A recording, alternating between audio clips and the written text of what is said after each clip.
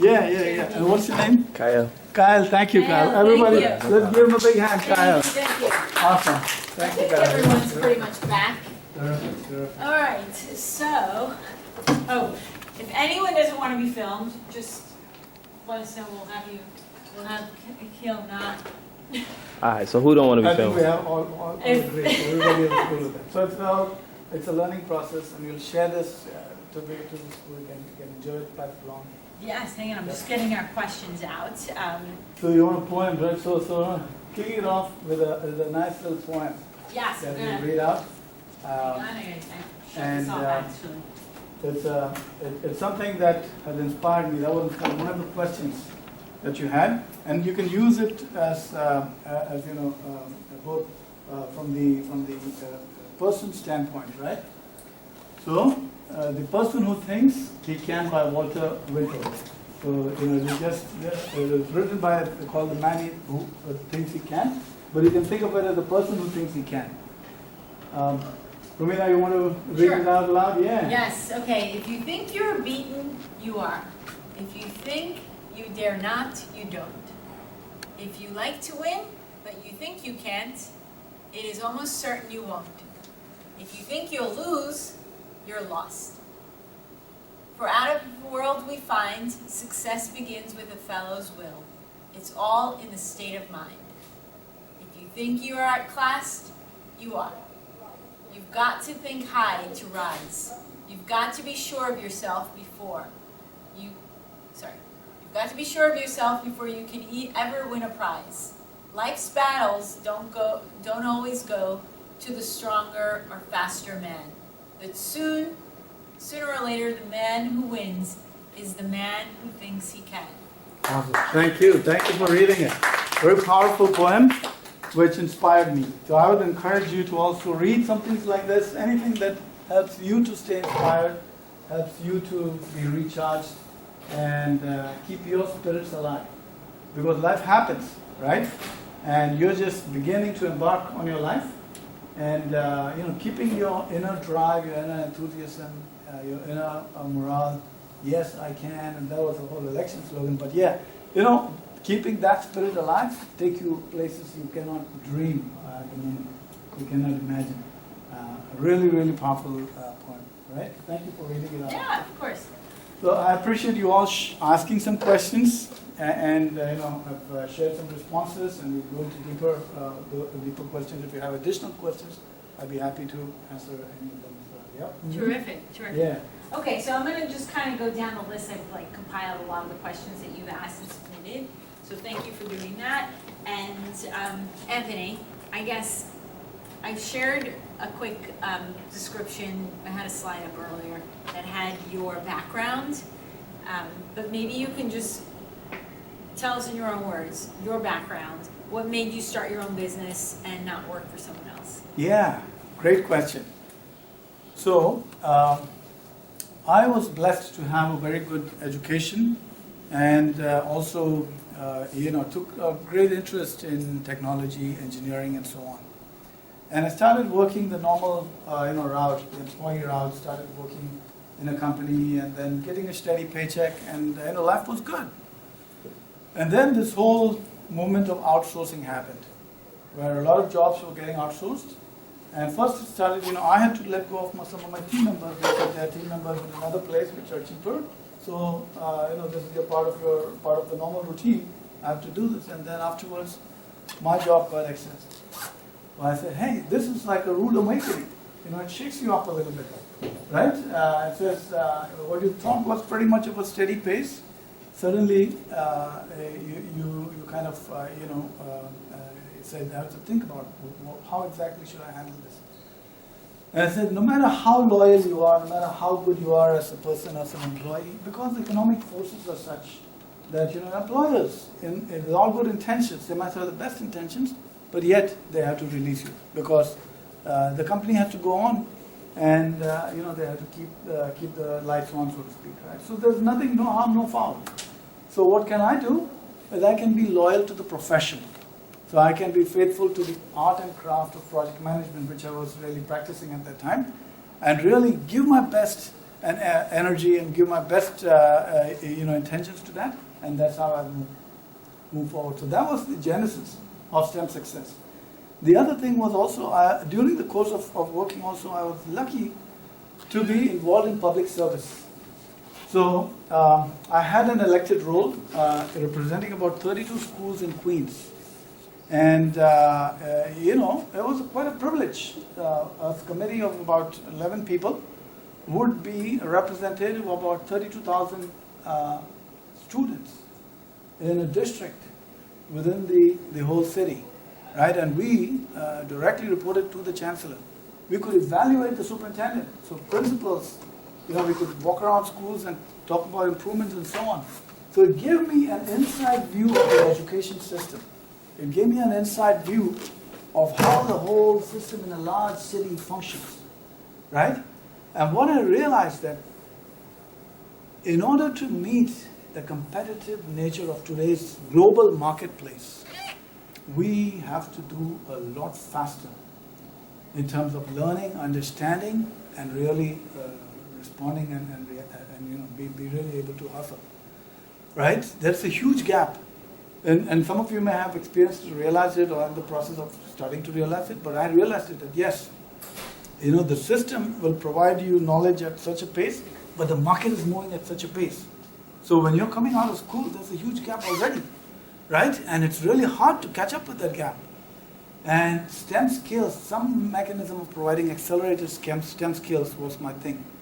So I said, no, I'll take this to the market, especially to the underserved children, to students who are really needing it and the system will not provide it. So I'll go ahead and try to share. In fact, this morning, I just wrote a note to the Department of Youth asking them for this, even the migrants, offer STEM services.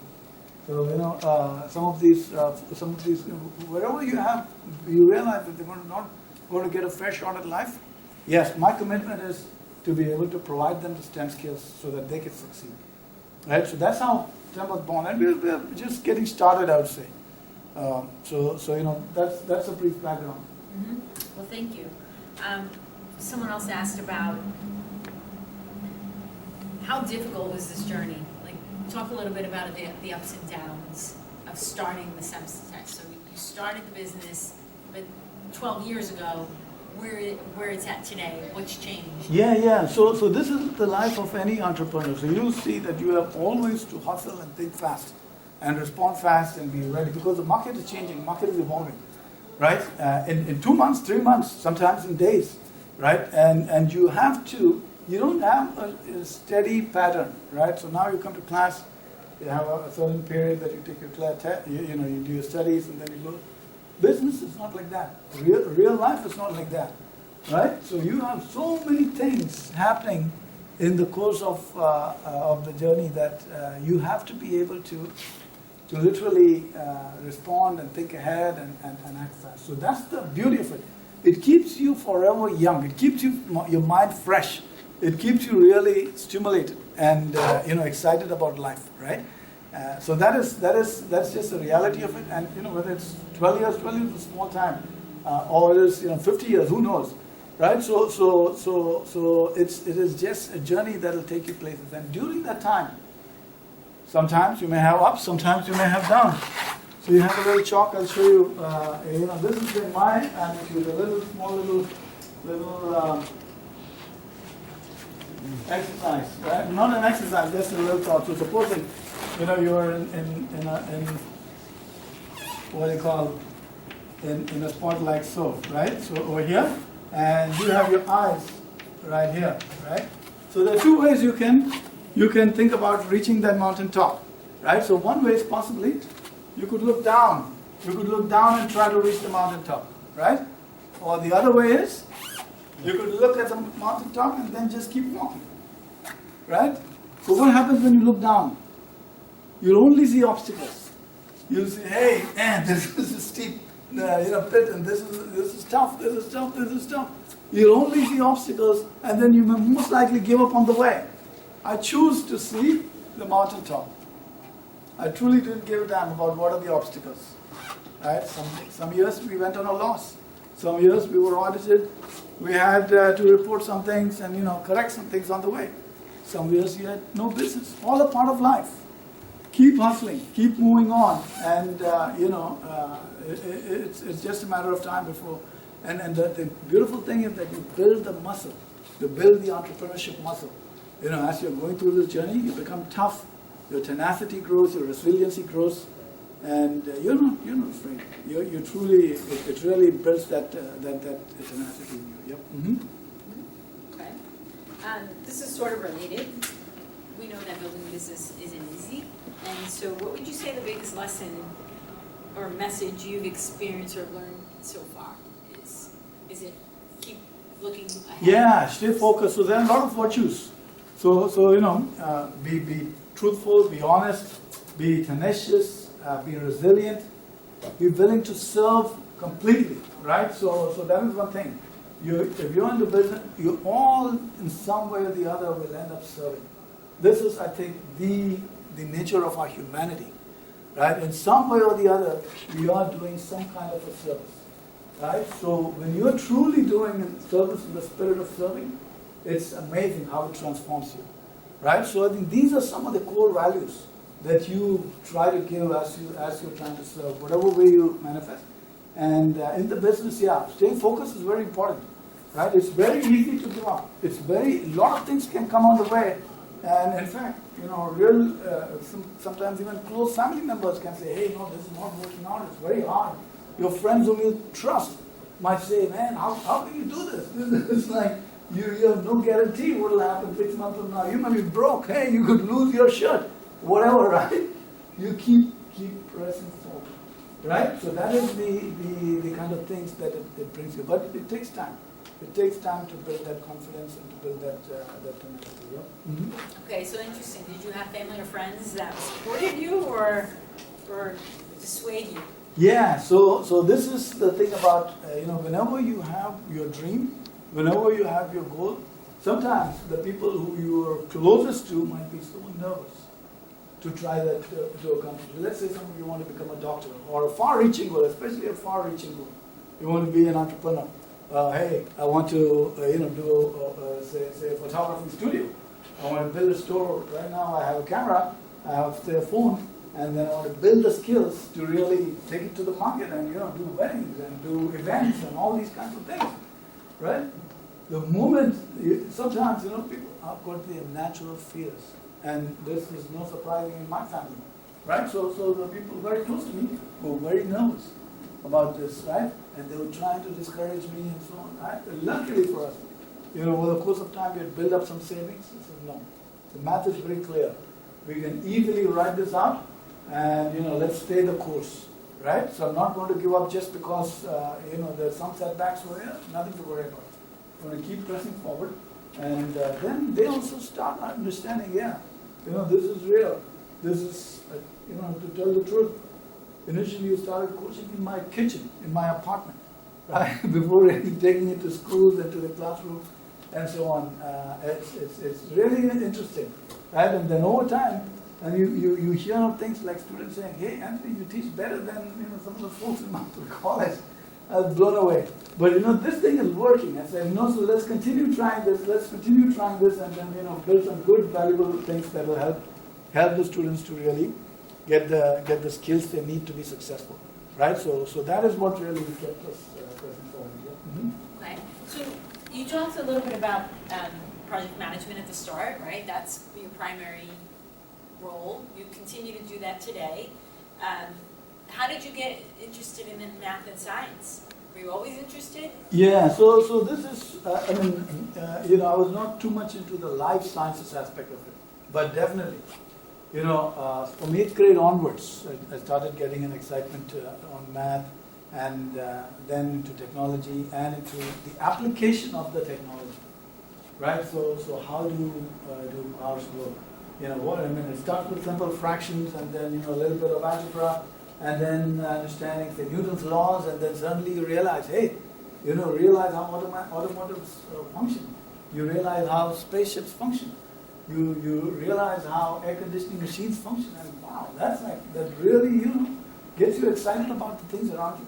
So that is what really, and even today I'm a student. Even today I'm reading things that the market is throwing at us, and trying to learn and understand, simplify and share, right? Because we're living in truly exciting times. Come to think of it, just 100 years ago, even kings and queens did not have hot water running into their faucets. We have all the blessings of this, right? Just 100 years ago, they may have kingdoms, but you didn't have the whole systems in place, right? So there's so many advances that have taken place that that we just celebrate and try to understand that to extent. Yeah. Mm-hmm. So another question that came up is, when you first started the business, did you have fear and doubts about how you would manage it? So I imagine you didn't do it full time initially. No fears. Luckily for me, that was not an issue. It was just I took the plunge and just went forward. That's how it was. Luckily for me, I didn't have too many. I mean, there are some folks who take big bank loans and they always have this thing given and that. It was self-funded. So I had some savings. I used that for the business and kept pressing forward. So that way, I didn't have that stress. The family was supportive in the sense they tolerated. So they had their fears, but it didn't come in the way of being an obstacle as such. But I tell you what, and everyone in the education circuit were very supportive. They realized it's a huge gap. We're bridging the gap and we continue to do that. So that was a big plus. Yeah. Okay. I'll take a pause over here. So yes. Would you like to pass it along to your colleagues? I mean, just have a teamwork here. Right here, just zoom it a little bit. Yeah, you could use that finger to zoom. Yeah, perfect. Zoom it in and out. Yeah. Okay. And just keep the subject in the focus. And you'll go. Thank you. What's your name? Mila. Mila. Let's give a big hand for Mila. Yay. Thank you, Mila. Appreciate it. welcome. Thank you. Terrific. Yep. Mm-hmm. All right, so next question. What advice would you give someone who is in your program and is looking to further their education and potentially start a business of their own? Yeah, so I'd say be clear about the product. So if you want to bring something to the market, be very clear about what that product is. Let's say you want to make a hat, right? So clearly understand the design of the hat, what's the pattern that's going to go over it, how are you going to, put the hook, all those things. Understand really clearly about the product. If you want to make a nice little dish, right, you understand, how it's going to taste, what is going to, the ingredients and all those things, right? Be very clear about the product and then do some pilots, do some small test cases, right? And some small customer samples, you just try it out, see how is the reception. Then make some changes that are necessary. Right, so let's say they say, hey, this hat is too big, or this doesn't fit through, it's a little too tight, or whatever. They make those adjustments. Or this meal, the packaging is not perfect. You just got to make it so that it appeals to the different audience and so on. Make those changes and then adapt. So that will give you more confidence in terms of going a wider scale, and then you're unstoppable. I mean, get some legal advice, have an accountant to have a CPA to do your taxes, so have those professionals. There's a lot of gig workers, there are a lot of good professionals who do work on project basis. So, you can reach out to them, and then I tell you, you're unstoppable. You can do what you want with your product and then just keep pressing forward, okay? What about, have you failed before in the world of business? And if so, how have those failures prepared you for the successes you've had in your career? Yeah, so many times I've failed. And just to be perfectly honest, so I'm scaling the mountain, right? So all these are low points, right? You don't worry about the low points. You can focus on where you want, on those things that work. Right? A classic line that comes to mind is Thomas Edison, who's in New Jersey, right? And we have a very powerful line. He says, even if you fail, or what appears to be 10,000 times, right? You only figure out 10,000 ways that doesn't work. This was when he was inventing the light bulb, right? Really powerful. It motivates me even today, right? So this is just a thing that doesn't work. Let's move on. Let's try something different. Okay, it didn't work. Let's try something still different. That still didn't work. Okay, let's try something different. So it doesn't mean that it's a failure. It's just you have to pivot. You have to switch a little bit and then keep pressing forward. Yep. Mm-hmm. Okay. skipping through a couple of these, so.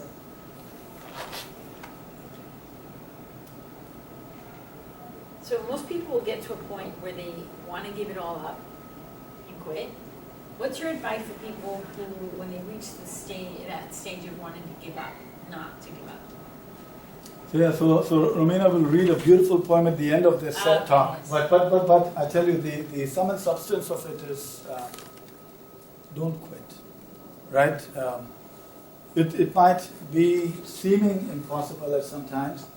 It might be seeming difficult at some times. Take a break if you have to. Reflect back a little bit, and then try to see what you can do differently in order to address it. So many things. We have so many, other ways you can adapt, right? So that's what I would strongly encourage, because how you changed after that is amazing. Your self-confidence, your self-worth, your ability to inspire others is a whole lot of different. Once you really reach that level, right? So that's what I would strongly encourage. Yeah.